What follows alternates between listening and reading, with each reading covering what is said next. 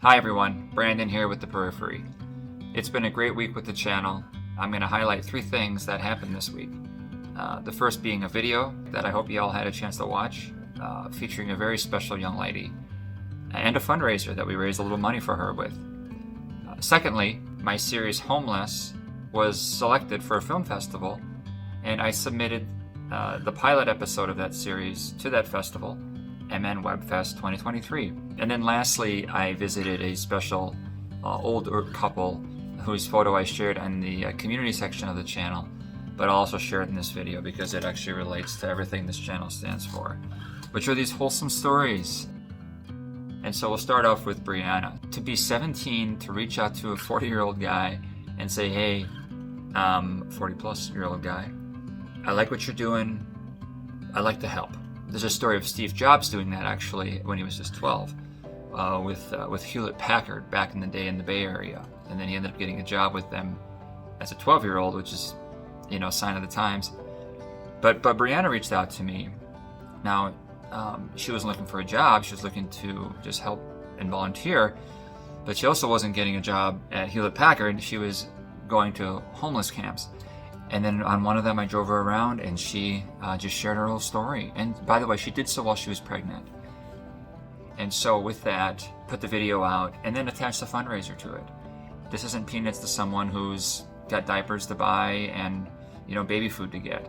So thank you for every single dollar. Just like the money we raised for Bill, or the money we've given to West Virginia Carry, or the money we raised for the students in Roatan, Honduras.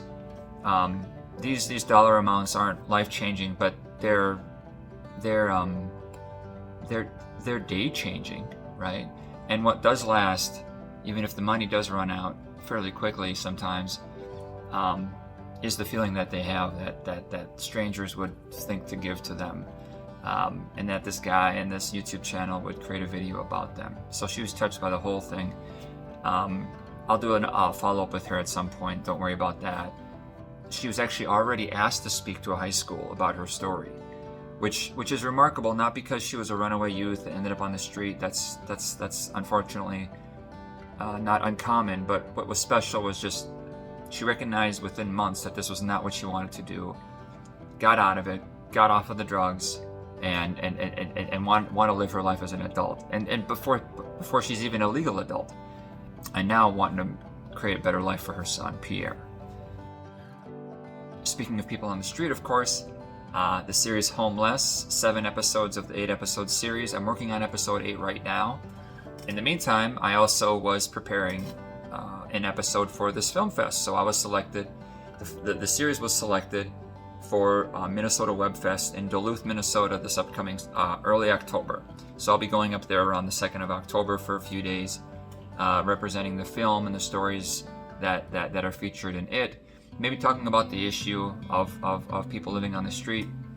So stay tuned, and I'll share updates on that and how the series does, and hopefully it gets nominated, and who knows, maybe it'll win something.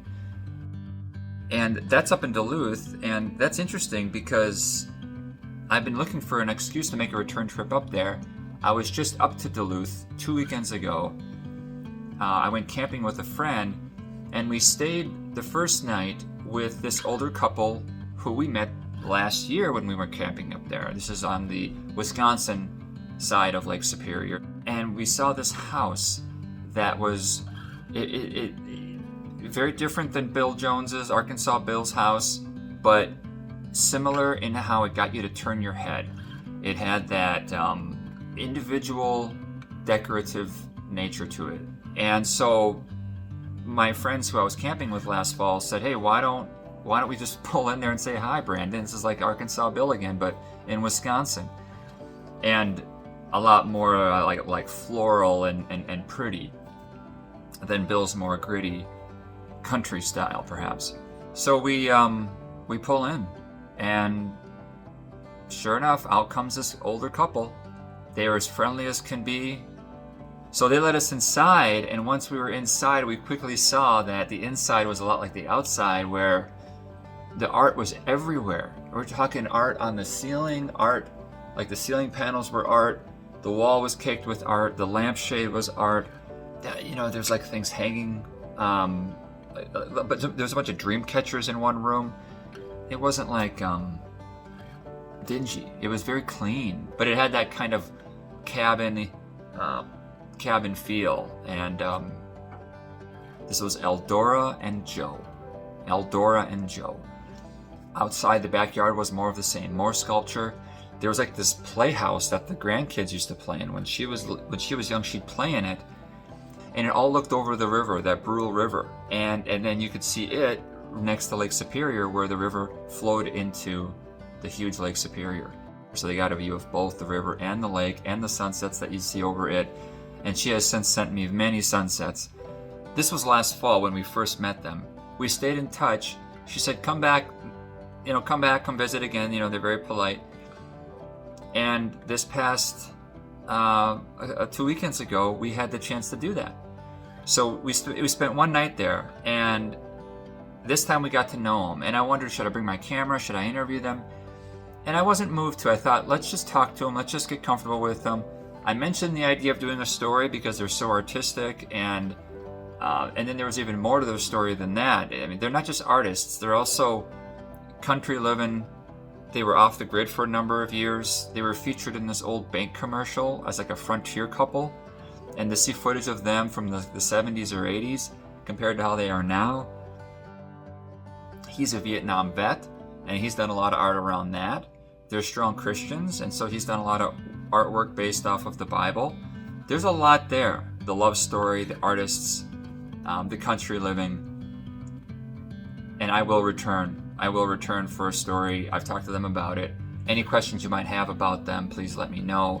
For now, just enjoy that awesome photo. Enjoy the story of Brianna.